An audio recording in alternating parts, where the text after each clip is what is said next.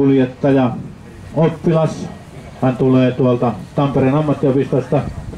On siinä mielessä esimerkillinen kaveri, että on todellakin tänä keväänä saamassa sekä valkolakin että metsäkoneen kuljettajan ammattitutkinnon paperit kouraansa. Ja hän on suorittamassa tätä omaa kilpailuosuuttaan. Tulossa aivan kohta tähän varastopaikalle, eli tässä kuormatraktorilla kerätään tänne maastoon sijoitetut puutukkikasat ja tuodaan tähän varastolle ja lajitellaan tietyllä tavalla. Se on hänen tehtävänsä, ja Ville Ahonen on suoriutunut noin, jos katsotaan sun aikaa, niin melkoisen hyvin. Hänellä on sattunut muutama virhe, mutta se sitten lopullisessa